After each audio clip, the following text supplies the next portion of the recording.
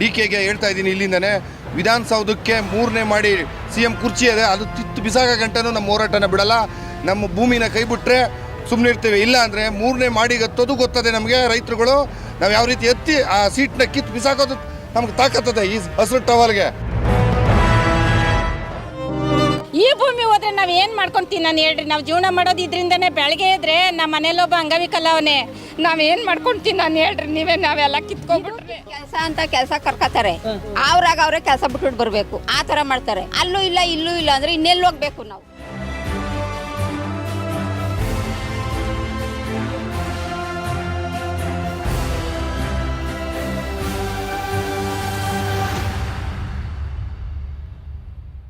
ಇಷ್ಟು ಫಲವತ್ತಾದ ಭೂಮಿ, ಇಷ್ಟು ಸಂಪದ್ಭರಿತವಾದ ಭೂಮಿನ ಬಂಜರು ಅನ್ನೋಕ್ಕೆ ನಿಮಗೆ ನಾಚಿಕೆ ಆಗಲ್ಬಿಟ್ರಿ? ಭೂಮಿ ಅಂದರೆ ಬರೀ ಮಣ್ಣಲ್ಲ ರೀ, ಅದರಲ್ಲಿ ಮನಸ್ಸಿರುತ್ತೆ, ಎಷ್ಟೋ ಬಾಂಧವ್ಯ ಇರುತ್ತೆ, ಎಷ್ಟೋ ನೆನಪುಗಳಿರ್ತವೆ. ಇಂಥ ಎಷ್ಟೋ ಹಿರಿಯರ ಪಳಿಯುಳಿಕೆಗಳಿರ್ತವೆ, ನೆನಪುಗಳು, ಸ್ಮರಣೆಗಳಿರ್ತವೆ. ಇಂಥ ಸ್ಮರಣೆಗಳನ್ನೂ ಕೂಡ ಇವತ್ತು ಅಳಿಸುವಂಥ ಪ್ರಯತ್ನವನ್ನು ಸರ್ಕಾರ ಮಾಡ ಹೊರಟಿದೆ.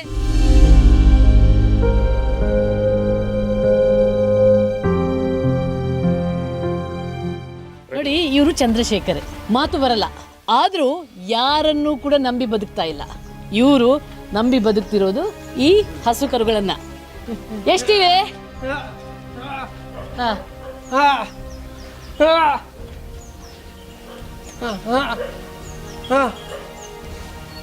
ಇವರು ಹೇಳ್ತಿದ್ದಾರೆ ಏನು ಗೊತ್ತಾ? ನಾವು ನಂಬಿರುವಂಥ ಈ ಹಸು ಕರುಗಳನ್ನ ನೀವು ಕಿತ್ಕೊಂಡ್ರೆ ನಾವು ಎಲ್ಲೂ ಹೋಗೋಣ, ಯಾರ ಹತ್ರ ಭಿಕ್ಷೆ ಬೇಡೋಣ ಅನ್ನುವಂಥದ್ದನ್ನ ಕೇಳ್ತಾ ಇದ್ದಾರೆ.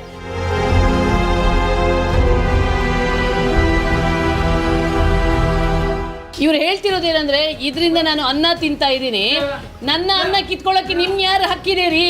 ನಿಮ್ಗೆ ಹಕ್ಕು ಇಲ್ಲ. ನಾವು ಅನ್ನ ತಿಂತಿರೋದೇ ಈ ದನ ಕರುಗಳಿಂದ. ನೀವು ನನಗೇನು ಅನ್ನ ಕೊಟ್ಟಿಲ್ಲ, ನನ್ನ ಅನ್ನ ಕಿತ್ಕೊಳ್ಳುವಂಥ ಅಧಿಕಾರವು ನಿಮ್ಗಿಲ್ಲ ಅನ್ನುವಂಥದ್ದನ್ನು ಹೇಳ್ತಾ ಇದ್ದಾರೆ. ಹುಲ್ಲು ಹಾಕ್ತಿದ್ದೀನಿ, ಹುಲ್ಲು ಮೇಯಿಸ್ತಿದ್ದೀನಿ, ಭೂಮಿಯನ್ನು ನಂಬಿದ್ದೀನಿ, ಆ ಭೂಮಿನೂ ಕಿತ್ಕೊಳ್ಬೇಡಿ ಅನ್ನುವ ಮಾತನ್ನು ಇವತ್ತು ಇವರು ಹೇಳ್ತಾ ಇದ್ದಾರೆ.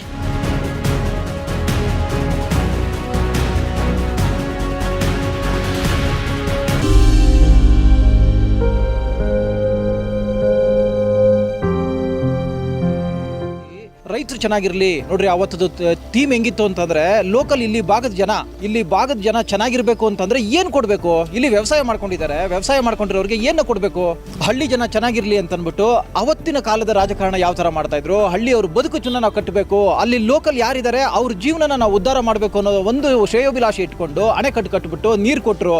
ಕಬ್ಬು ಬೆಳೀತಾ ಇದ್ರು, ರೇಷ್ಮೆ ಬೆಳೀತಾ ಇದ್ರು, ತರಕಾರಿ ಬೆಳೆಗಳು ಬೆಳೀತಾ ಇದ್ರು. ಸುಭಿಕ್ಷವಾಗಿ ಇದ್ದಂಥ ಜಾಗ ಇದು. ಏನು ಮಾಡಿದ್ರು? ಕಾಲಕ್ರಮೇಣ ಬೆಂಗಳೂರು ಬೆಳೀತಾ ಹೋಯ್ತು. ಬೆಂಗಳೂರು ಬೆಳೀತಾ ಮೋರಿ ನೀರನ್ನ ಬಿಡೋದಕ್ಕೆ ಶುರು ಮಾಡಿದ್ರು. ಸರ್ಕಾರದವ್ರು ಆಲ್ರೆಡಿ ಅಫಿಡವಿಟ್ ಇನ್ನಿತರ ಸಲ್ಲಿಸಿದ್ದಾರೆ. 5-6 ಕಡೆ ನಾವು ಕ್ಲೀನ್ ಮಾಡ್ತಾ ಇದೀವಿ ಅಂತ ಕಟ್ಟಿದ್ದಾರೆ. ಏನ್ ಸ್ವಾಮಿ ಇದೇನಾ ಕ್ಲೀನ್ ಮಾಡ್ತಾ ಇರೋದು? ಸರ್ಕಾರ ಕೇಳ್ಕೊಳ್ಳೋದು ಒಂದೇ, ಎಲ್ಲಿ ನೀವು 5 ಕಡೆ ನೀವು ಕ್ಲೀನ್ ಮಾಡ್ತಾ ಇದ್ದೀರಾ? ಬೆಂಗಳೂರಿಂದ ಕೊಳಚೆ ನೀರನ್ನ ಏನ್ ಬಿಡ್ತಾ ಇದ್ದೀರಾ? ನಿಂತ್ರೆ ವಾಸನೆ ಬರ್ತಾ ಇದೆ.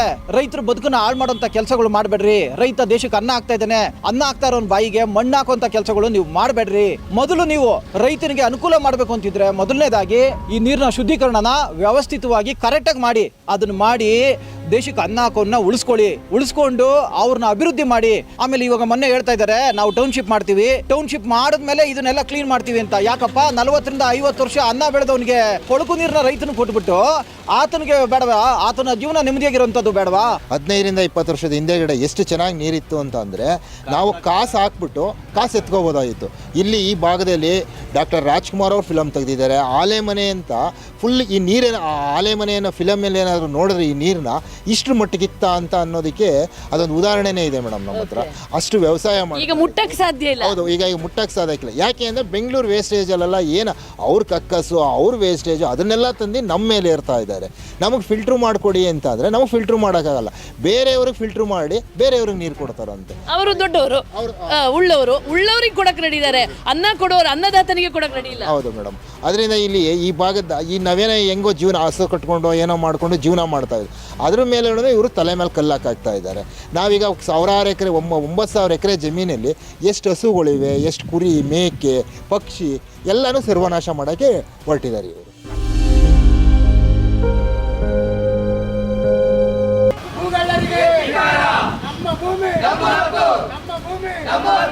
ಎಸ್, ಇದು ಬೈರಮಂಗಲ ಕಂಚುಗಾರನಹಳ್ಳಿಯ ಗ್ರಾಮ ಪಂಚಾಯಿತಿಯವರು 200ನೇ ದಿನ ನಮ್ಮ ಭೂಮಿ ನಮ್ಮ ಹಕ್ಕು ಭೂಗಳ್ಳರಿಗೆ ಧಿಕ್ಕಾರ ಅಂತ ಹೇಳ್ಕೊಂಡು 200 ದಿನದಿಂದ ಇವರು ಧರಣಿ ಮಾಡ್ತಾ ಇದ್ದಾರೆ. 26 ಗ್ರಾಮದ ಜನರು ಒಂದೊಂದು ದಿನ ಇಲ್ಲಿ ಅಹೋರಾತ್ರಿ ಧರಣಿ ಮಾಡಿ ನಮ್ಮ ಭೂಮಿಯನ್ನು ಉಳಿಸ್ತೀವಿ ಅನ್ನುವಂಥ ಹಠ ತೊಡ್ಕೊಂಡು ಧರಣಿ ಮಾಡ್ತಾ ಇದ್ದಾರೆ. ಆದರೆ ಇವರ ಧರಣಿಯನ್ನು, ಇವರ ಒಗ್ಗಟ್ಟನ್ನು ಮುರಿಯುವಂಥ ಪ್ರಯತ್ನಗಳು ನಿರಂತರವಾಗಿ ಸಾಗ್ತಾ ಇದೆ. ಬೇರೆ ಬೇರೆ ರೀತಿಯಲ್ಲಿ ಇವರ ಒಗ್ಗಟ್ಟನ್ನು ಮುರಿತಿದ್ದಾರೆ. ಆದರೆ ರೈತರು ಒಗ್ಗಟ್ಟಾಗಿದ್ದಾರೆ, ಅವರ ಭೂಮಿನ ಉಳಿಸ್ಕೊಳ್ಳುವ ಎಲ್ಲ ಪ್ರಯತ್ನವನ್ನು ಮಾಡ್ತಾ ಇದ್ದಾರೆ. ಹೋರಾಟ ಮಾಡ್ತಿದ್ದೀರಲ್ಲ, ನಿಮ್ಮ ಹೋರಾಟಕ್ಕೆ ಏನಾದರೂ ಫಲ ಸಿಗ್ತಾ ಇದೆ? ಸದ್ಯಕ್ಕೆ ಫಲ ಅಂತೂ ಏನೂ ಸಿಗ್ತಾ ಇಲ್ಲ. ಇವತ್ತು ಅವರು ದಬ್ಬಾಳಿಕೆ ಮುಖಾಂತರ ಇವತ್ತು ಪೊಲೀಸ್ನವ್ರನ್ನ ಅವರು ನಮ್ಮ ಮೇಲೆ ದಬ್ಬಾಳಿಕೆ ಮಾಡಿಕೊಂಡು ಇವತ್ತು JMC ಮಾಡ್ತಾ ಇದ್ದಾರೆ. ನಮ್ಮ ಯಾವುದೇ ಫಲ ಇದುವರೆಗೂ ಸಿಕ್ಕಿಲ್ಲ. ಹೋರಾಟ ನಿರಂತರವಾಗಂತ ಮಾಡ್ತಾ ಇದ್ದೀವಿ. ಅಂದ್ರೆ ನಿಮ್ಮ ಅಭಿಪ್ರಾಯಗಳಿಗೆ, ನಿಮ್ಮ ನೋವಿಗೆ ಏನು ಸ್ಪಂದನೆ ಇಲ್ಲ? ಇದು ಕಾನೂನು ಪ್ರಕಾರ ಇವರು ನಮ್ಮ ಅಭಿಪ್ರಾಯ ಎಲ್ಲ ತಿಳ್ಕೊಂಡು ಆಮೇಲೆ GMC ಮಾಡಕ್ಕೆ ಬರಬೇಕು ಮೇಡಮ್. ಆದರೆ ಇವರು ದಬ್ಬಾಳಿಕೆ ಮೇಲೆ ಏನೇ ನಮ್ದು ದರ್ಪದಿಂದ ಇವರು ನಾವು ಏನು ಮಾಡಿದ್ರು ನಡೆಯುತ್ತೆ ಅಂತ ರೈತರನ್ನ ಭಾಳ ತೊಂದರೆ ಕೊಡ್ತಾ ಇದ್ದಾರೆ ಮೇಡಮ್. ಈಗ ನಾವು ಒಂದು ಶೆಡ್ ಹಾಕ್ಕೊಂಡು ಕೂತ್ಕೊಂಡು ಸ್ಟ್ರೈಕ್ ಮಾಡೋಕ್ಕೆ ಶೆಡ್ ಹಾಕ್ಳೋಕೆ ಅವಕಾಶ ಕೊಟ್ಟಿಲ್ಲ ಮೇಡಮ್ ನಮಗೆ. ನಾವು ಮಳೆ ಬಿಸಿಲು ಅನ್ನೋದು ನೆನ್ಕೊಂಡು ಇಲ್ಲಿ ಸ್ಟ್ರೈಕ್ ಮಾಡ್ತಾ ಇದ್ದೀವಿ ಡೇ ಆ್ಯಂಡ್ ನೈಟು. ನೋಡಿ, ನಾವು ಪೊಲೀಸ್ ವ್ಯಾನ್ನ ಇಲ್ಲೇ ನಿಲ್ಸ್ಕೊಂಡು ನಮಗೆ ಇಲ್ಲೊಂದು ಶೀಟ್ ಹಾಕಕ್ಕೆ ಬಿಡ್ತಾ ಇಲ್ಲ. ನಮ್ಮ ಪ್ರೈವೇಟ್ ಪ್ರಾಪರ್ಟಿ. JMCಗೆ ಬಂದೆ, ಪೊಲೀಸ್ ಅವ್ರನ್ನ ಕರ್ಕೊಂಡ್ಬಂದು ನಮಗೆ ಹೊಡೆಯೋದು ಪಡೆಯೋದು ಮಾಡಿ ನಮಗೆ JCB ಮಾರಿಗೆ ಅಂತ ಬಲವಂತ ಮಾಡ್ತಾ ಇದ್ದಾರೆ. ನಮಗೆ ಇಷ್ಟ ಇಲ್ಲ. ನಮಗೆ ಜಮೀನು ಕೊಡೋಕ್ಕೆ ನಮ್ಗೆ ಇಷ್ಟ ಇಲ್ಲ. ಅಂಥದ್ದು ನೀವು ಜಮೀನು ಕೊಡಿ ಅಂದ್ಬಿಟ್ಟು ಪೊಲೀಸ್ ದಬ್ಬಾಳಿಕೆ ನಮಗೆ ಜಮೀನು ಅಳತೆ ಮಾಡೋಕ್ಕೆ ಬರ್ತಾವ್ರೆ. ಪೊಲೀಸ್ ದಬ್ಬಾಳಿಕೆನೇ ಮಾಡ್ತಿದ್ದಾರೆ. ಹೌದು, ಪೊಲೀಸ್ ದಬ್ಬಾಳಿಕೆಯಿಂದ ನಮಗೆ ಈ ಕೊಲೆ ಕೊಡ್ತಾವ್ರೆ. ಮುಖ್ಯವಾಗಿ ನಾವು ಹೇಳ್ತಿದ್ರೆ ವಿಚಾರನೇ ಬದಲಾಗ್ಬಿಟ್ಟಿದೆ. ಇಲ್ಲೇನೆಂದರೆ ನಮಗೆ ರಾಜಕೀಯ ಬಣ್ಣ ಲೇಪಿಸ್ತಾ ಇದ್ದಾರೆ. ಆಮೇಲೆ ನಮ್ಮ ವಿಚಾರಗಳೇನಿದ್ರೆ ನಾವು ಭೂಮಿ ಕೊಡಲ್ಲ, ಇದೋಗಿ ಈ ರಾಜಕೀಯ ಬಣ್ಣ ಬೆರೆಸಿ ಅದನ್ನು ಬೇರೆ ಬೇರೆ ದಿಕ್ಕಿನಲ್ಲಿ ಕರ್ಕೊಂಡು ಹೋಗ್ತಾ ಇದ್ದಾರೆ. ನಮ್ಮ ಮುಖ್ಯ ಇಷ್ಟ ಇಲ್ಲ. ನಾವು ಇಷ್ಟೊಂದು ಲಕ್ಷಾಂತರ ಮರಗಳು ಹಾಳಾಗ್ತಿದೆ. ಇಷ್ಟೊಂದು ನಮ್ಮ ಹೈನುಗಾರಿಕೆ ಅಂದರೆ ಹಸುಗಳು ಎಲ್ಲಿ ಹೋಗ್ತಾರೆ, ಇಲ್ಲಿ ಆ ಹಸುಗಳಲ್ಲಿ ಏನು ಮಾಡ್ತಾರೆ ಅವರು, ಅದಕ್ಕೆಲ್ಲ ಮೇವು ಎಲ್ಲಿ ಕೊಡ್ತಾರೆ. ಸರಿ, ಇಲ್ಲಿ ಇಷ್ಟೊಂದು ರೈತರು ಬದುಕಟ್ಕೊಂಡಿದ್ದಾರೆ, ಅವ್ರಿಗೆಲ್ಲ ಇವ್ರು ಕೆಲಸ ಎಲ್ಲಿ ಕೊಡ್ತಾರೆ? ಅದೆಲ್ಲ ಏನೂ ಇಲ್ಲ ಇಲ್ಲಿ. ಭೂಮಿ ಕೊಡಲ್ಲ, ಯಾವುದೇ ಕಾರಣಕ್ಕೂ ಭೂಮಿ ಕೊಡಲ್ಲ ಮೇಡಮ್. ಬೇಕಾದ್ರೆ ಇಲ್ಲೇ ಸೊತ್ತರು ಸರಿನೇ ಮೇಡಮ್, ವಿಷ ಕೊಡದೆ ಯಾವುದೇ ಕಾರಣಕ್ಕೂ ಭೂಮಿ ಕೊಡಲ್ಲ ಮೇಡಮ್. ಇದು ಬಿಡದಿಯ ಬೈರಮಂಗಲ ಮತ್ತು ಕಂಚುಗಾರನಹಳ್ಳಿಯ ಜನರ ಎಚ್ಚರಿಕೆ. ನಮ್ಮ ಭೂಮಿಗೆ ಕೈ ಹಾಕಿದ್ರೆ ನಿಮ್ಮ ಕುರ್ಚಿಯನ್ನ ಕಿತ್ತು ಬಿಸಾಕುವಂತ ತಾಕತ್ತು ರೈತರಿಗಿದೆ ಅನ್ನುವಂತ ಎಚ್ಚರಿಕೆಯನ್ನ DK ಶಿವಕುಮಾರ್ ಅವರಿಗೆ ಕೊಡ್ತಿದ್ದಾರೆ.